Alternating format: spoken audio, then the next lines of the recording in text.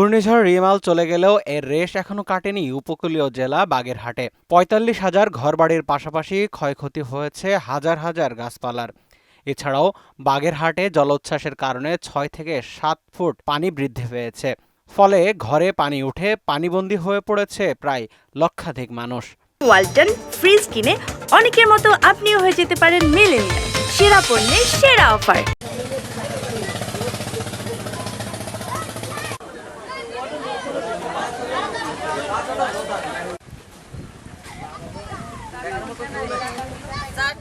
ঠিক এ সময় বাগেরহাটে জেলা পুলিশের পক্ষ থেকে বাড়ি বাড়ি খাবার পৌঁছে দিচ্ছেন পুলিশ সুপার আবুল হাসনাত খান।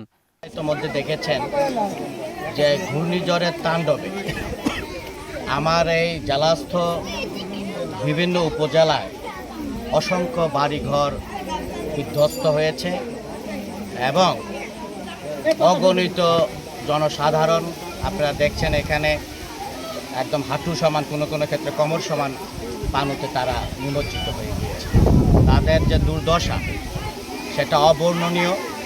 তো এই দুর্দশার মধ্যে আমাদের যেটা প্রয়োজন সকলকেই যার যার সক্ষমতা অনুযায়ী এগিয়ে আসা প্রয়োজন।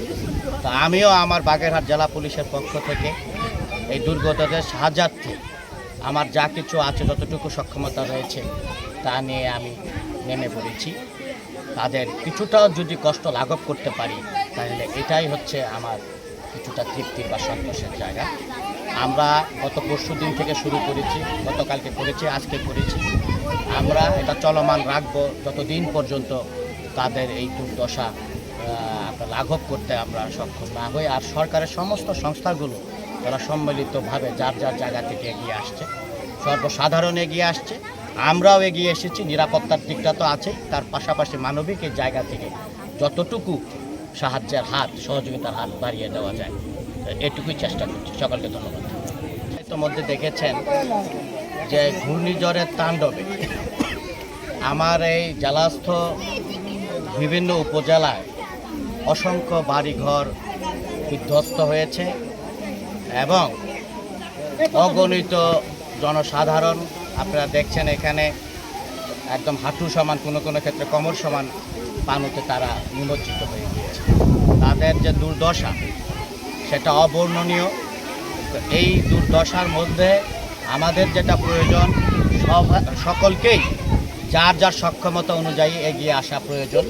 তো আমিও আমার বাগেরহাট জেলা পুলিশের পক্ষ থেকে এই দুর্গতদের সাহায্যার্থে আমার যা কিছু আছে যতটুকু সক্ষমতা রয়েছে তা নিয়ে আমি নেমে পড়েছি। তাদের কিছুটাও যদি কষ্ট লাঘব করতে পারি তাহলে এটাই হচ্ছে আমার কিছুটা তৃপ্তির বা সন্তোষের জায়গা। আমরা গত পরশু দিন থেকে শুরু করেছি, গতকালকে করেছি, আজকে করেছি। আমরা এটা চলমান রাখবো যতদিন পর্যন্ত তাদের এই দুর্দশা লাঘব করতে আমরা সক্ষম না হই। আর সরকারের সমস্ত সংস্থাগুলো তারা সম্মিলিতভাবে যার যার জায়গা থেকে এগিয়ে আসছে, সর্বসাধারণ এগিয়ে আসছে, আমরাও এগিয়ে এসেছি। নিরাপত্তার দিকটা তো আছেই, তার পাশাপাশি মানবিক এই জায়গা থেকে যতটুকু সাহায্যের হাত, সহযোগিতার হাত বাড়িয়ে দেওয়া যায় এটুকুই চেষ্টা করছি। সকলকে ধন্যবাদ। সাইমন মুবিন পল্লব, মোহনা ডিজিটাল।